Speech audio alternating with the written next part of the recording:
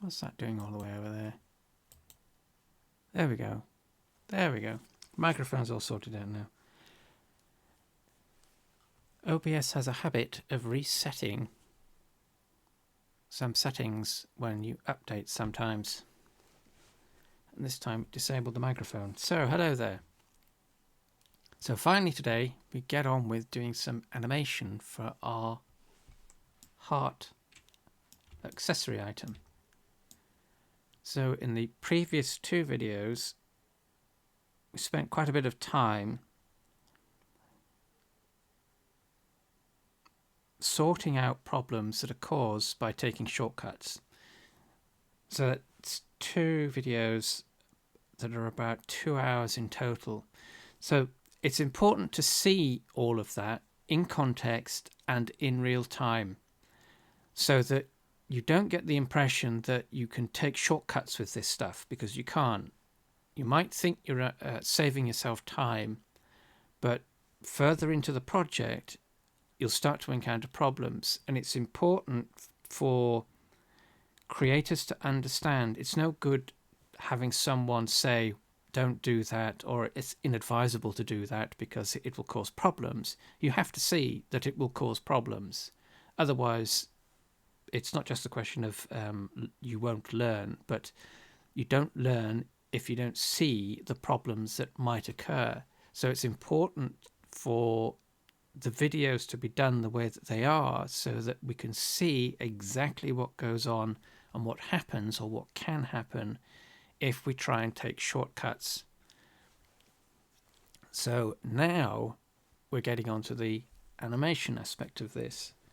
So what we've got is a heart accessory that we made previously by importing an SVG line art file into Blender, and then we converted that to a mesh and basically made this heart. And what we've then done, once we've got all of that sorted out, so it's all UV mapped, so it's got its material, typical material properties, very simple material, just an image, and we've just used a generic texture that's lying around that we can use. But one thing that we haven't covered, which we can do now actually, so this is just a generic texture applied to the material and it's unwrapped, and we have to reset the view because we appended it into a new file. So view 2000,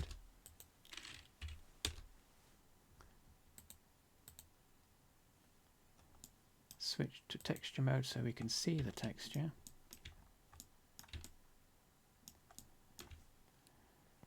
Then change our scale to 100, and this gets the file up to IMVU's defaults. So we created a very generic UV map after a bit of struggling to unwrap this based on the way that the object was originally created. So after sorting that out, this is what we've ended up with. So at this point, now that we've got this into IMVU, not into IMVU, into the starter file, the accessory starter file, what we can do with this is, let's just, whoops, frame selected, just so that we're rotating around the object. Select all, so that we've got the UV map exposed in the UV editor. Select all again, and then from the UV menu we can export the UV layout. So click that and we get the dialog, the standard file dialog. PNG, we can change the file size if we want to.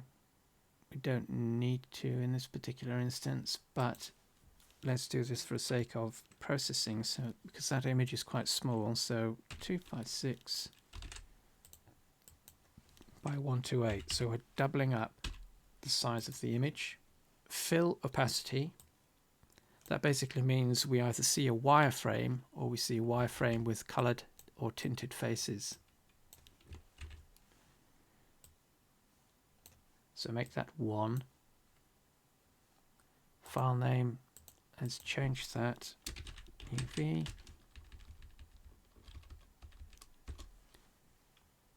Whoops.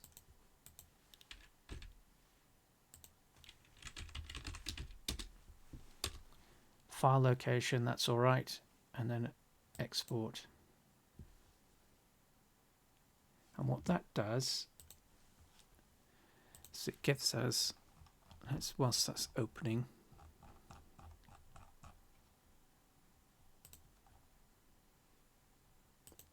where is it? Accessories.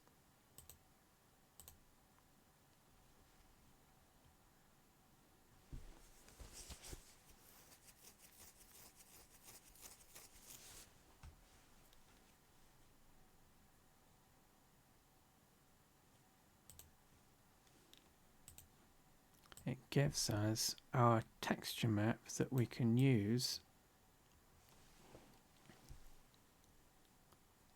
for painting. So that's the texture map. Its actual size is that. So on export, let's do that again. Export UV layout. Whoops. So UV, export UV layout. Just increase the size. So let's try 512 by 256. So we're keeping the ratio. So it's 2:1. That's all right. Everything else is okay. Let's just number this number 2. Whoops.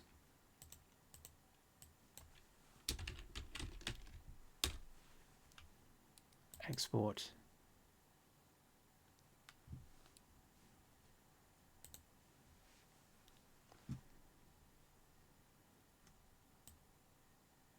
Where's that gone?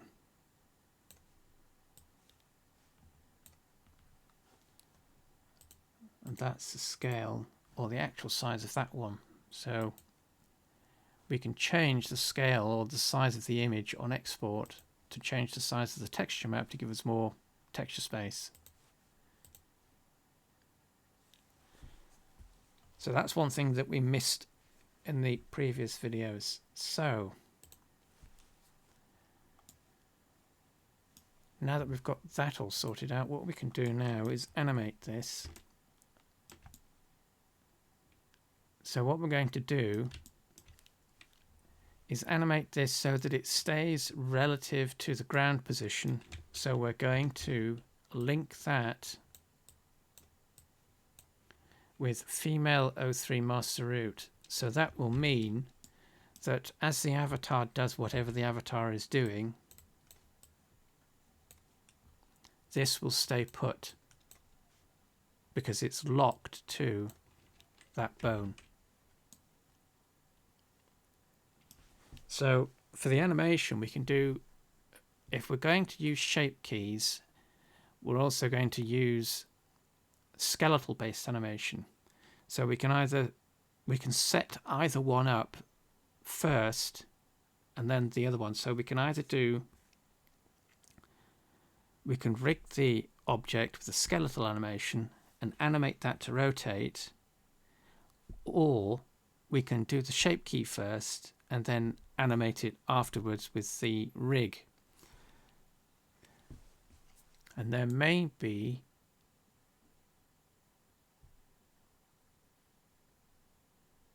just thinking. So we've got to decide which one to do first. I think the skeletal rig will be first. So all we need to do for this is select the appropriate skeleton. Let's just change the scale of the scene again. double check all of that. Make sure that we are in IMVU. That's all right. So select the skeleton that we're going to use, or the armature. Edit mode. So we're going to edit the armature. The bones will change color. So now we can, well, we can't actually in solid mode, but in wireframe mode we might be able to do it. We can toggle select both bones that are part of the armature. And if you note, there's a dotted line between the two of them, and that denotes or highlights a linked relationship between the two bones. So this bone is parented to this bone. And that's because, whoops, do we have names on? Text info, there we go. That's because this bone is attachment node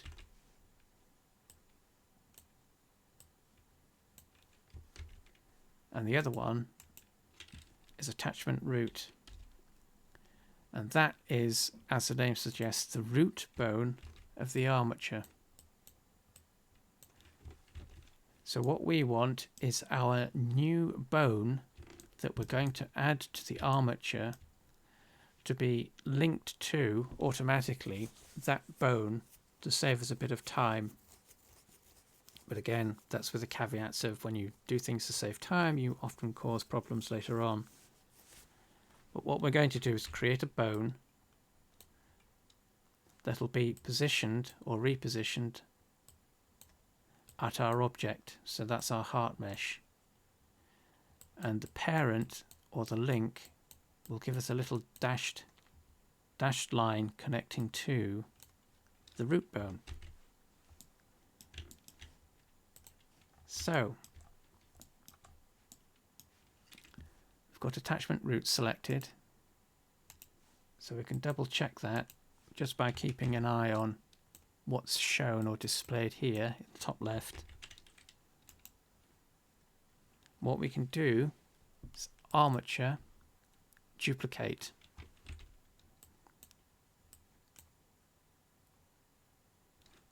And that'll copy the bone or duplicate it, as the word suggests, and it creates a new instance. So we just want to press escape just to reset that, and we just want to rotate that into position so that it's upright and pointing upwards. So this just means that it's aligned to our mesh object.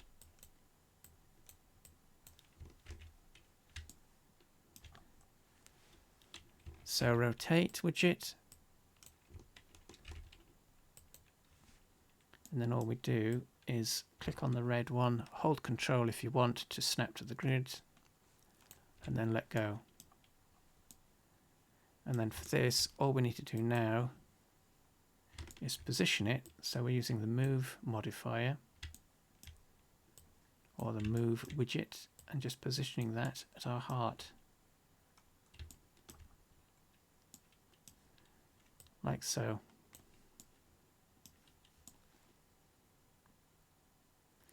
And it's literally as simple as that for an accessory item like this. Whoops. We need to increase that distance a little bit so we're not clipping out.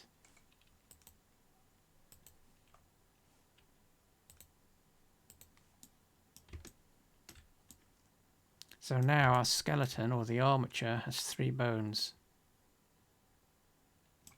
What we want to do next is double check the relationship and the name of this bone. So make sure it's selected. And we want, is it that one? I think it's bone properties. No, it's not that one. It's the actual one with the bone on it, funny enough.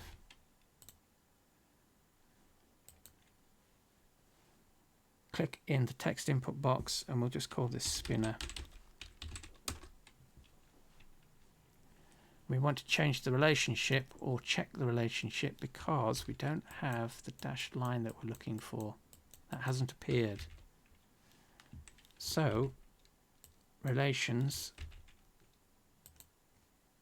then we have this parent input box, and because we're dealing with a very simple skeleton, we can click on the bone icon and it'll give us a list, and from this list we want attachment root.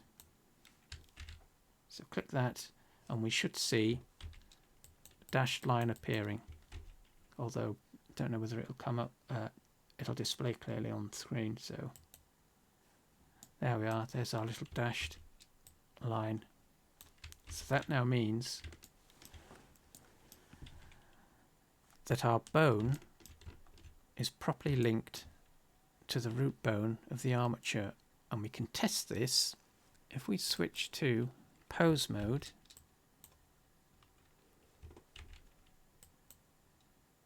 Bones change colour when they're selected, they go blue, but we want to test it with the bones down at the bottom there. So we're going to be able to toggle through the two bones that are occupying the same space, but we select one, doesn't matter which one, press the R key, just rotate, so it's not that bone that's controlling it, press escape just to reset, click the armature again, press R, and there we have our bone, well both bones actually, being controlled by the root. So that's what we want, so press escape just to reset.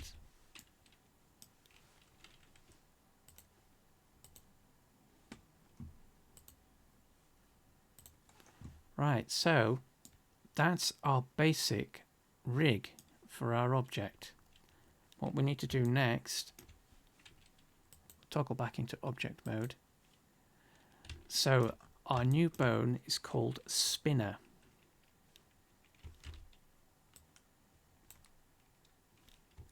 What we need to do is associate our mesh with the bone, so that the bone controls the mesh.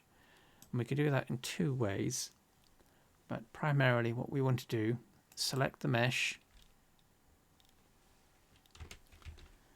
then in modifiers we want to add modifier, an armature object, armature modifier. So click that, and then in object, so this is the armature properties panel, click on the little eyedropper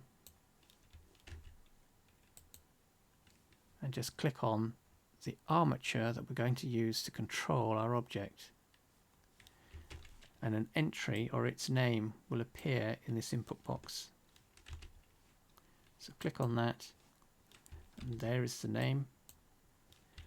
We can double check this. Actually, we won't be able to double check this just yet, because what we then next have to do is mesh, object data properties. We need to create a vertex group, so click on the plus button, double click to rename, and we want to call this spinner, which is the name of the bone. Edit mode, select all, and then we've got a new set of buttons. Click assign. Then we can test this just to double check. So now if we exit into object mode, select the armature, switch to pose mode, we can now select this bone, press the G key, and it moves the heart with it. So if we don't do any of that, the heart won't move. So we can assign an armature modifier to the mesh, which means the armature is supposed to control the mesh, but without the vertex group, the armature doesn't know which bone is going to control which part or element of the mesh. So Blender and IMVU consequently will understand that this armature is supposed to be controlling the mesh, but it won't know which bone within the armature is actually doing its bit to control whatever part of the mesh is supposed to be controlled by that specific bone. So in this instance, all we've got is one bone controlling the entire object. And we do that with the vertex group. So that's the object rigged, or it's set up for animation. So let's just save this. I'll save as 11.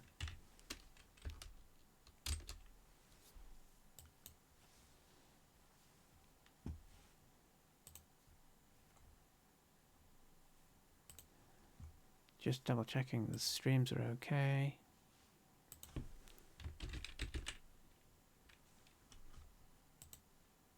Hello again, Chops.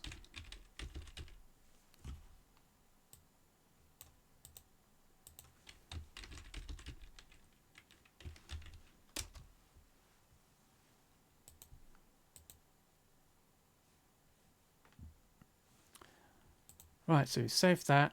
We've got the thing rigged, as the term is. So now our armature, well, it'll only do it in pose mode. There we go. Because there's a difference between an armature controlling something and parenting objects. So here's a tip that whilst you are working in IMVU and you want to be able to manipulate your object, if you are in object mode and you have the armature selected and want to move it, your object, the mesh itself, won't necessarily move with it, because the link or the association that's created through the assignment of an armature only applies to pose mode.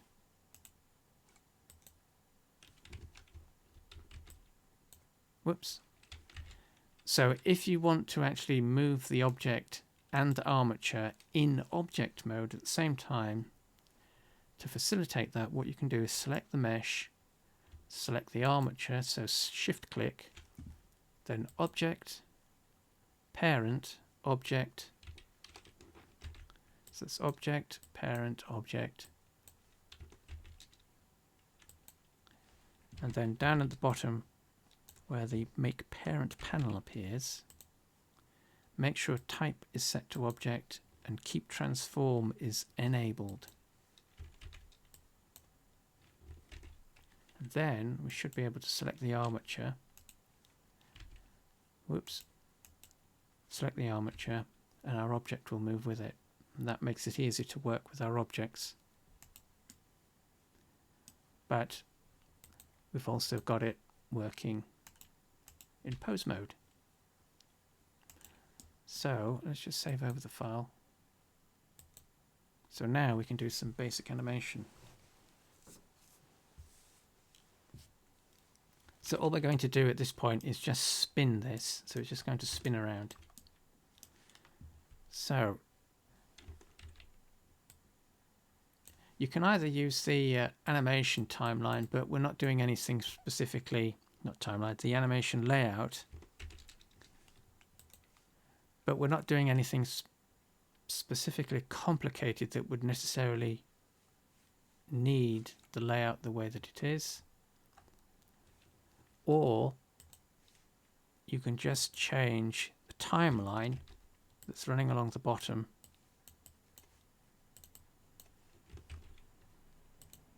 just so that you know where this is. So timeline, so we're changing the editor type, switch to the dope sheet, and that changes the appearance of the timeline slightly.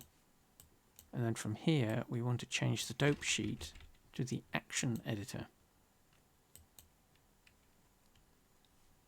So let's expand this a little bit. So move the mouse cursor over the border between the views until we get the double-headed arrow, and just click drag upwards. Expand summary so we can see all the bones that are associated with this object.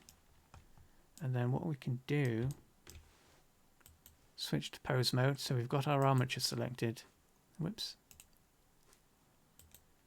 Pose mode. Select all the bones.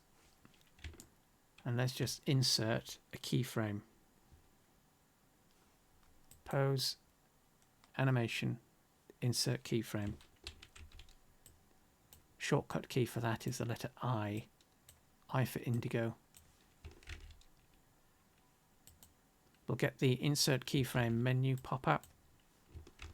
And what we want for IMVU is location rotation, which is lock rot. We can't use scale. So location rotation, and we'll get a couple of keyframe markers popping in the timeline.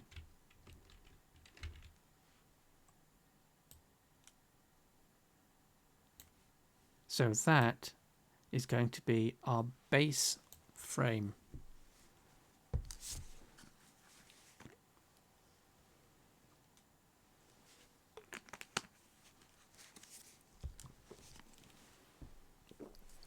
Now I need to keep in mind that IMVU,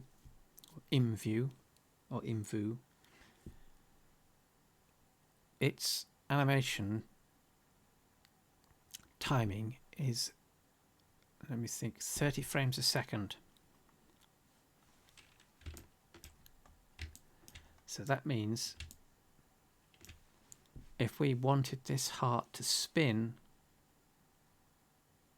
within a second, we'd need to set a keyframe at frame 30.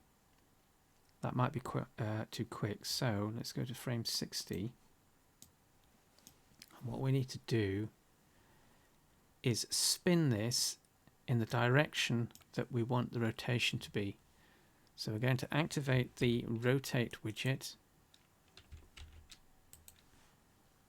select the bone that we want to manipulate, make sure our manipulation context is set to local to ensure that we're spinning the bone relative to the bone itself. And then what we can do, hold control, snap to the grid. So that's 180. And then 180 again. And this is going to expose a problem, but it's important to do it this way just so that you can see what happens. So we're going to insert a keyframe, press the I key, lock rot. So we can see that nothing's actually happened. Even though we actually span, there's not even an undo for that. So let's just redo that, pop those. Oh, it's not going to let us do it. Rotate, rotate, rotate.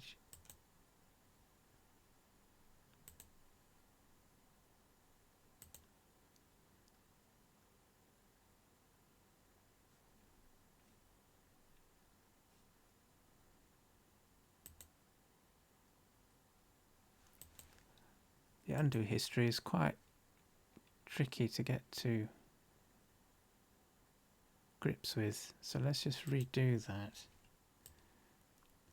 So frame 1, frame 60, let's rotate that again. So again, holding control down, and we're keeping an eye on the rotation value, top left corner here. Click, and then do it again. So that's a full rotation. Click, press the I key, and location rotation.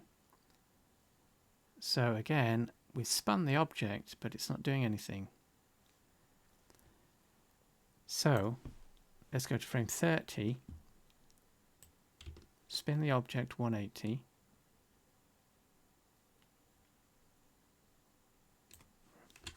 insert the location rotation.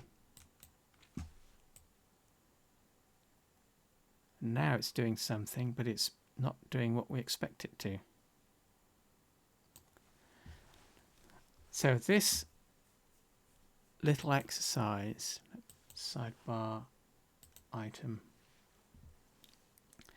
this little exercise reveals a weird idiosyncrasy of Blender.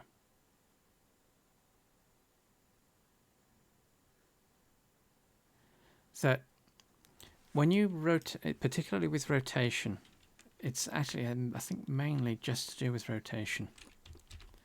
So we want to spin this 360 degrees. So ordinarily, you would think that you start with 0 or frame 1 and you spin your object 360 degrees. In Blender, this isn't a valid rotational value, because 360 degrees in Blender is, so this is clockwise, so this is plus 180, and then it zeros at that 180, and if you want to move it again, it's another plus 180, obviously depending on the rotation. So you're doing two 180s rather than one 360. And that presents some problems occasionally when you're doing rotational animations. So you have to break down the sequence into smaller increments. So at frame 15, we've got minus 90 here. So we can go back and forth. That's okay. Then from frame 15 to 30, it's going all wonky. So we have to reset this position, or the bone at this position. So pose, clear transform, all. And that's just shifted the bone. Just insert keyframe. So what we've got now is it's a paddle, not a spin. So 15, we've got a quarter.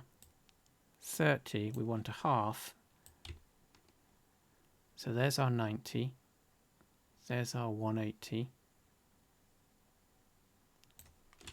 Insert keyframe.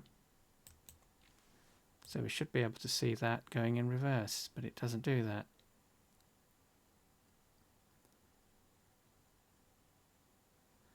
So let's clear the frame at 60.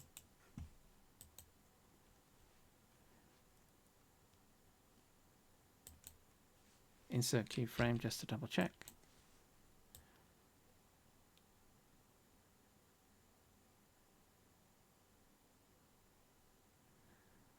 And this is where Blender's weirdness comes into play when we start doing some animation. And it's always with rotation that this happens. And again, this is real time in context. So when you're doing something like this, you might encounter the same exact problems. So let's scrap this. So what we're going to do is select all.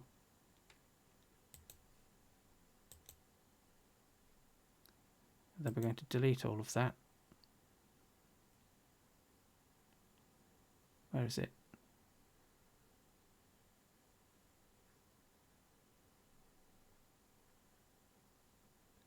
Where's the delete thing gone?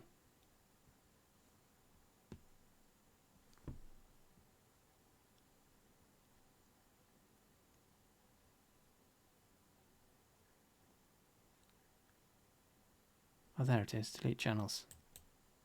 So get rid of all of them. Going to do that again. So we're going to select all our bones. So that's set at 100.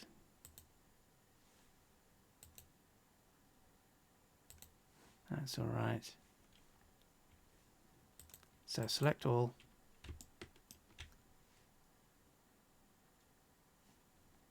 And insert keyframe.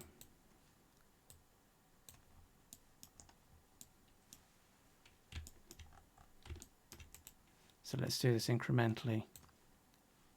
15. Insert. 30. Insert. 45.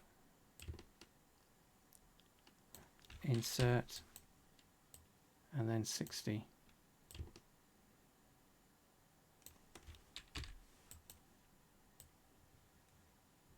And there we have the spin. So when you're doing rotational animations, this is one of the issues with the way that Blender works, how coordinates work when you are animating. Because ordinarily you would place, because we want this to spin, and we want it to spin in a way that, let's set the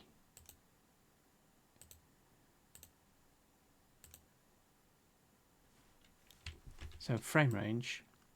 So we're in output properties, I think that is. Is that output or render? Output properties. We're going to change the end to 60. That's how long our animation is. So that we can then press the space bar and it'll play our animation and loop it.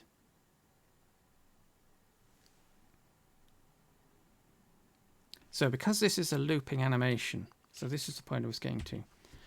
Because this is a looping animation, ordinarily you could, or you would, you'd place the first frame, and because you're expecting this to be a duplicate at the end, what you'd ordinarily do is literally that. You'd duplicate or copy the pose from frame 1 to frame, well, 60 in this instance. But because this rotates, that doesn't work. And if you then go back over your animation to insert the remaining keyframes, Blender is trying to calculate the rotation of these frames relative to this original rotation. So if you imagine that this arch or this arc represents the rotation, what it's trying to do is insert coordinates relative to this overarching sequence or this overarching duration, instead of just start, move to the next frame, move to the next frame, move to the next frame. It basically means that each of these, in this instance, is a clean rotation from one frame to the next. And it's an idiosyncrasy of the way that Blender works. So when you're doing rotational sequences like this, it's something that you have to keep in mind. And it can be incredibly annoying and frustrating to work with, and I can tell you that from first hand. But that is our spinning animation. It's as simple as that. Well, we say as simple as, but... So let's just save this. Save as number 12. And we can do a test export of this animation at this point. So save. Oh, what we also need to do, actually, pose, whoops, select all bones. Need to double check that we have keyframes marked for our other bones.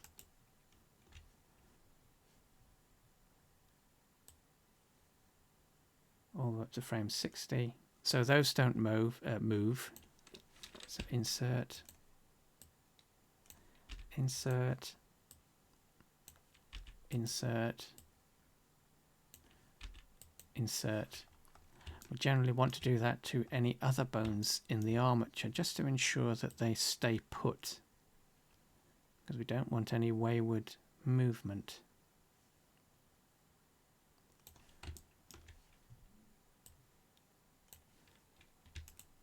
Right, so let's save over.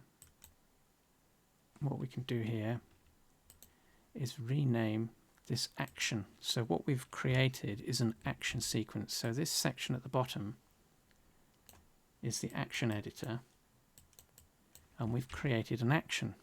So we can rename this in the input box. So click type, let's just call this spinner. Whoops. Dot action. Click the shield, and that will keep the data in the file. Just save over again. So that's our animation. So now we can do a test export on this.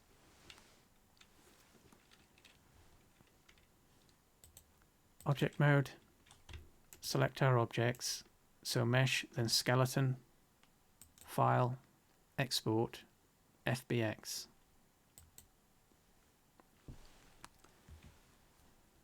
Typical or standard file browser. Export settings on the right. We want selected objects. So checkbox, everything else is okay. Geometry, that's all right. Armature, always disable add leaf bones. And we want animation this time, so expand the options, but disable NLA strips and force start end keying. And what that does is it forces, if there are multiple sequences, it forces the FBX to include the files as separate tracks within the animation, within the FBX file.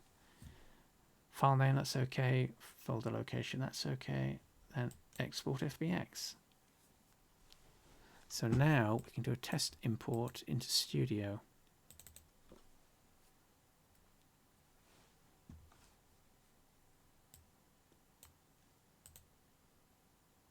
And hopefully this won't crash.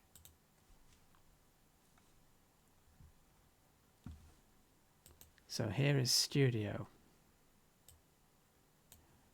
So we're going to click on Create. This is an accessory.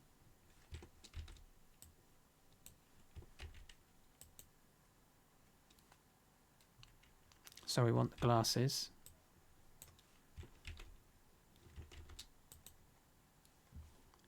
Glasses, glasses, glasses. So that's the preview. That's all right. Derive.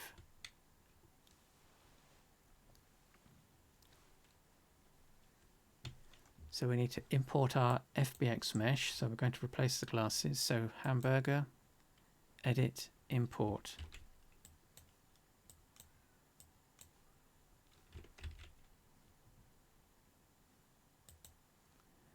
Browse to our FBX file.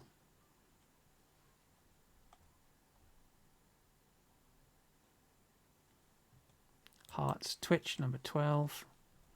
Open.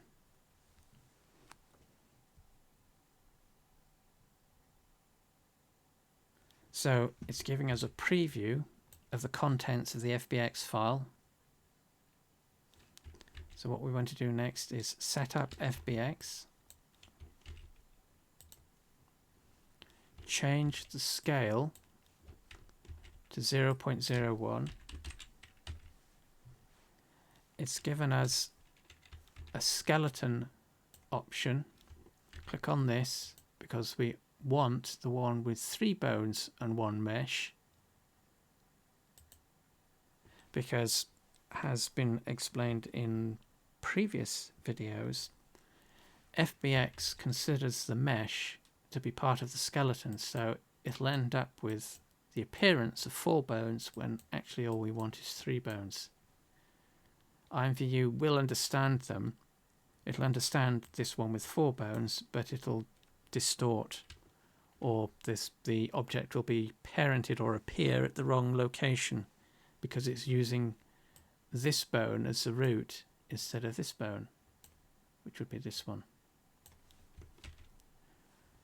So 3 bones will mesh. Typically that's 2 bones will mesh for typical accessories. There's our heart mesh. Next, there's our texture. And it's brought in 2 animations. It duplicates for some reason, don't know why. And review. So those are our bits. Import.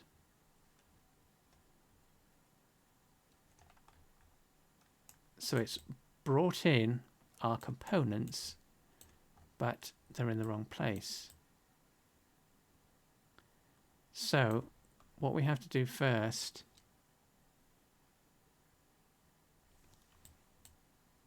oh, that's right, that's the texture doing that. I was just thinking if that was this dark patch, wondering if that was a rendering error, but it's not, it's the texture. So what we have to do first is replace the glasses with our heart mesh. So for that, these are our assets that have been brought in with the file. We want to go into component. So click on that, and we want meshes. And we've got 2 listed. We've got our glasses and our heart mesh. So to replace the glasses, we have to select the glasses or the shades. And then on the right in the inspector, we have to swap the assets around. So asset, click on the drop down, select the appropriate mesh. So it's heart.mesh in this case, and preview. And that swaps out the mesh, so all we've got is the heart. So that's the mesh. Next we want to sort out the skeleton, so click on skeleton. And we set the node, so there's the skeleton selected. We set the node again in the inspector on the right. So we want that to be female 03 master root, and hopefully this should be that skeleton, not skeleton, the heart sits above the avatar. So preview, and there is our heart in place, and it stays there, stays put. So the the avatar will animate and move, and nothing will change for our object. So that's step 2. So step 3 is our action. So click on that. There is no information here, so we click on the plus button, create a new action.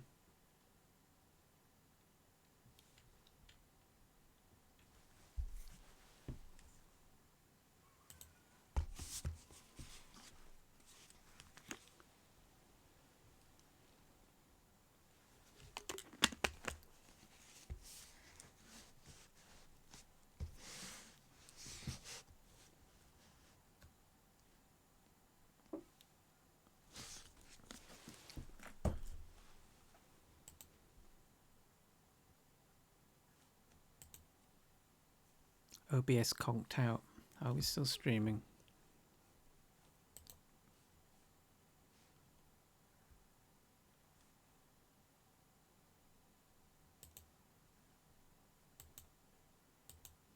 Hang on a second, just double checking.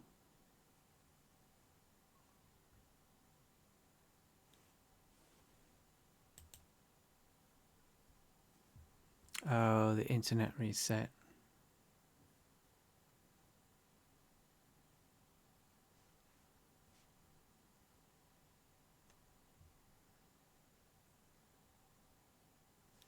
There we go.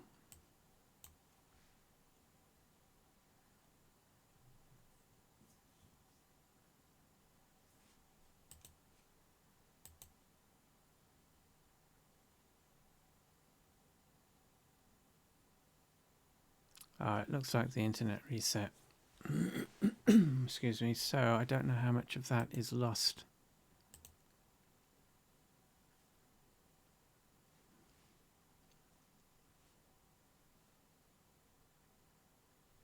That's most annoying. So just going to check the connection, the embeds and the streams.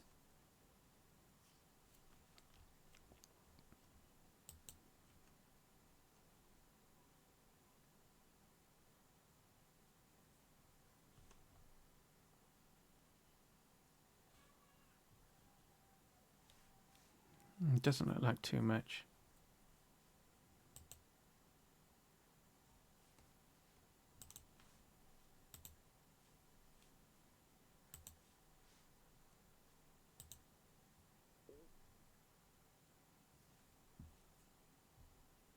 I think we lost connection to YouTube though.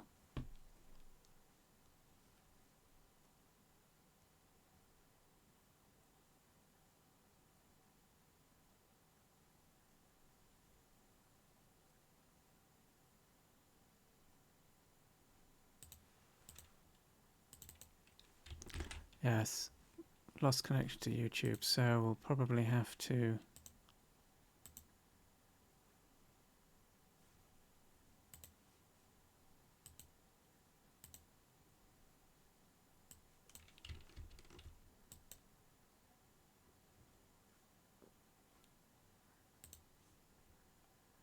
this is being recorded anyway, so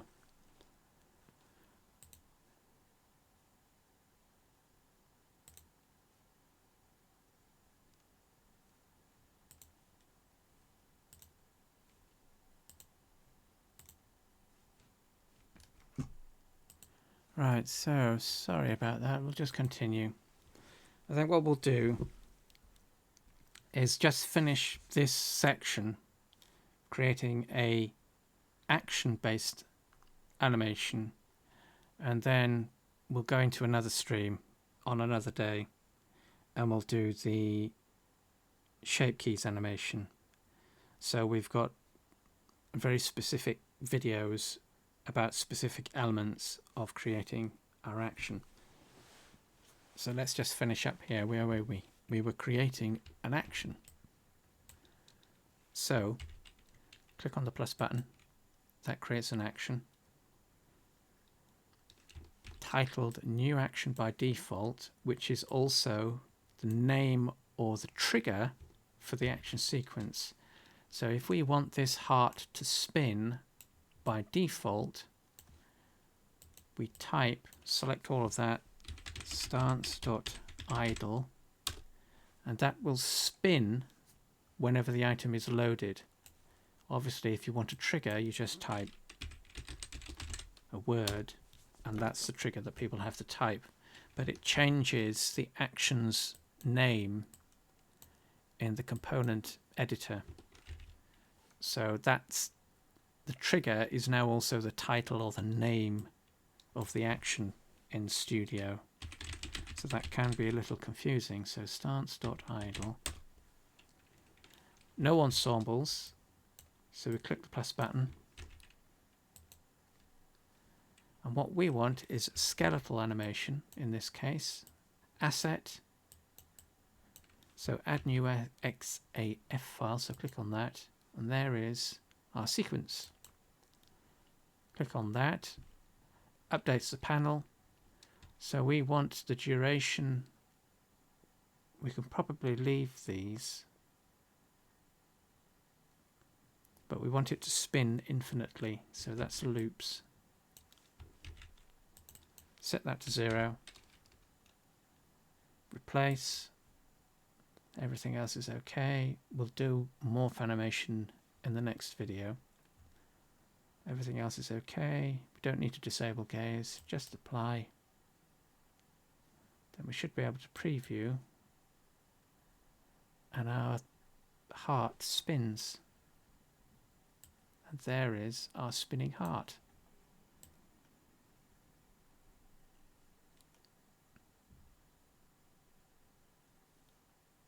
So that is a skeletal animation.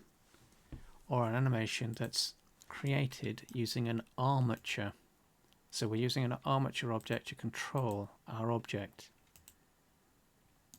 Now, of course, you can do other things to this. So as well as spinning around, what we could also do is, let's have this bobbing.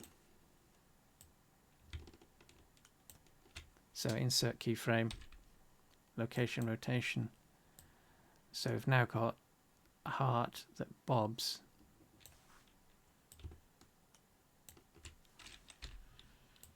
Up and down.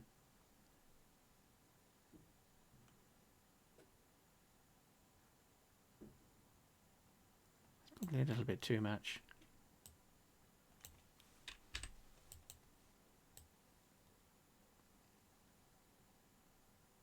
So if we press the space bar, that'll play the animation in Blender.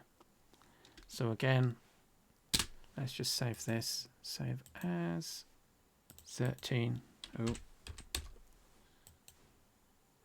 We can export this. Object mode, mesh, skeleton, export FBX. Change the file name 13 because we want to keep 12 as a comparison. So again, selected objects. Everything else is okay. Geometry, that's all right. Armature, add leaf bones is already disabled. Double check our animation settings. So NLA strips is disabled. Force start end keying. So export. So we can do the same process again now in Studio. So create, glasses,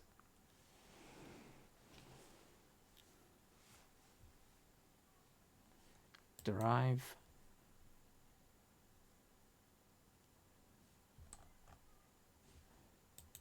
import, whoops,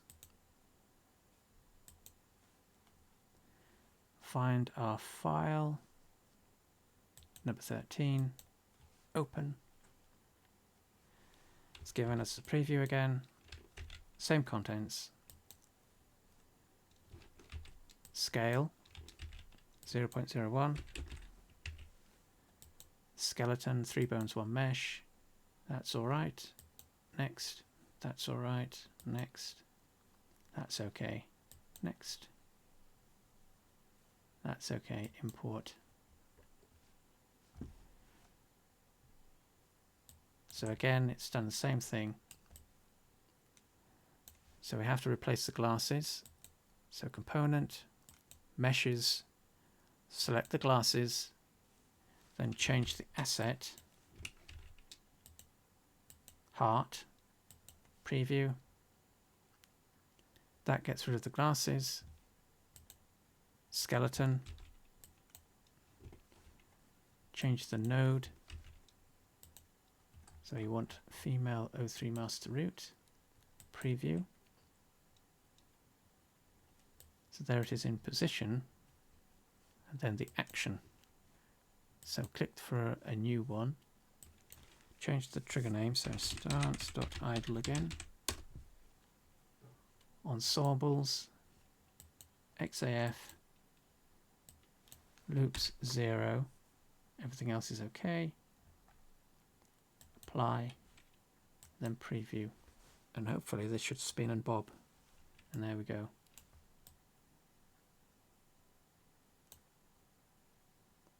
You can slow this down in IMVU, but it's recommended that you actually change the speed in Blender, and we do that again if we keep in mind that 30 frames represents 1 second in IMVU, so we've got a spin that takes 2 seconds.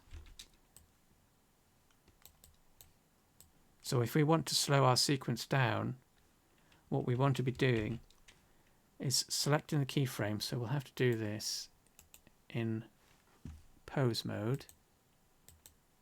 Make sure we select all the bones because the skeleton has more than one. Whoops, select all. That shows all the keyframes that we've got. And then for this, what we want to do is Alt click, and that will select a key frame. So all the key markers at a key frame. So these individual dots are markers, but we're at a specific frame, which is our keyframe. But what we can do then is press the G key. So let's go up to 120.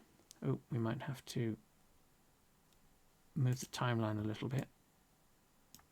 Press the G key. So 120. And that then obviously means we have to adjust. So Alt click our intermediaries. And then don't forget that because we've changed the sequence length, that we want to change in output properties the playback in Blender. So we're changing that from 60 to 120. So now we have a much slower heart bob.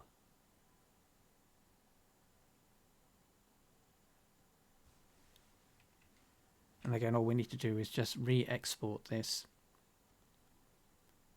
as an FBX file. So alternatively, actually, what we could have done, let's stop that, undo that. So if we want to keep our original sequence, which is just 60 seconds, what we can do is create a new action sequence.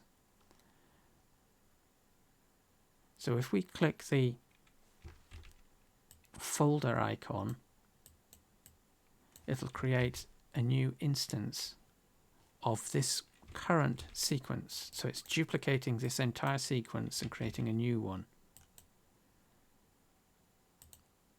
We can rename this spin along, and then we can click the shield, make sure that's active, and then we can edit this. So let's move that as we did before to 120, 90. So that's the G key, and it automatically snaps to the frames. Change the end, so that's 120.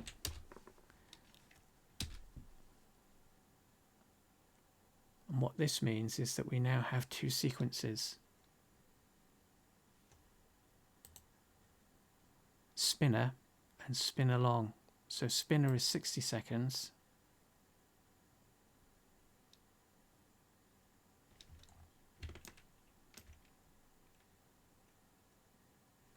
And spin along is our 120.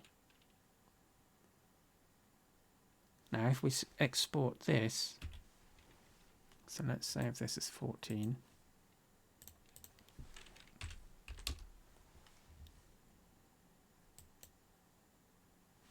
so object mode, heart, armature, export FBX, change our file name to 14. So again, selected objects, everything else is okay. Geometry, that's all right. Armature, again, add leaf bones disable. Double check our animation settings, so those two are disabled. Then export and into Studio. So this is derivation number 3. So create accessories, glasses. So it's remembering the last project that we were working on. Derive. We just go through the same process again. So file, import, or edit import. We want hearts 14.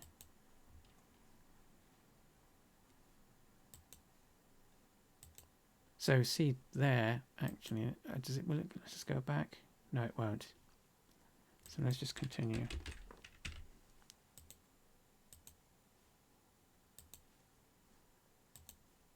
It's now got 4 animation sequences. So it's got our long one, It's got our short one. Preview, import. And again, we have to set up our project. So component, mesh. So you can see that once you get used to the way that Studio works, it's actually quite quick to sort things out when you know what you actually need to be doing.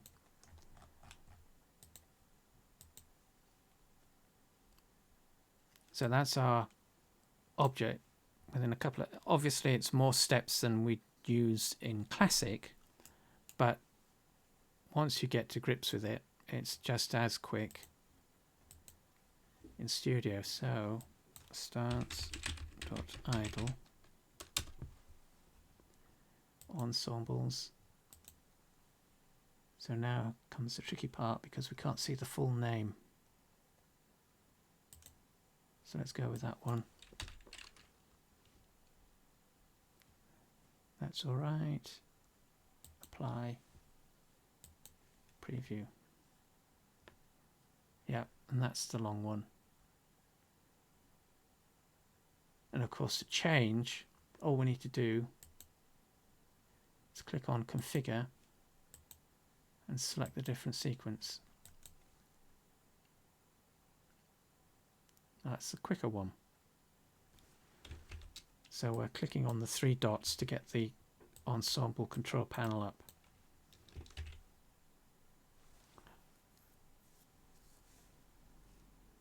Right, so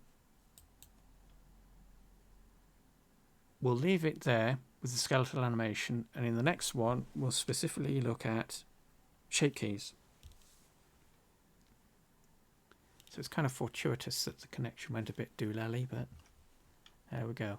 So that's creating an animated accessory animating with a skeleton or an armature. In the next video, or in the next stream, we'll take a look at animating the heart so that it beats. So whilst it's spinning, it beats. And that'll be quite interesting.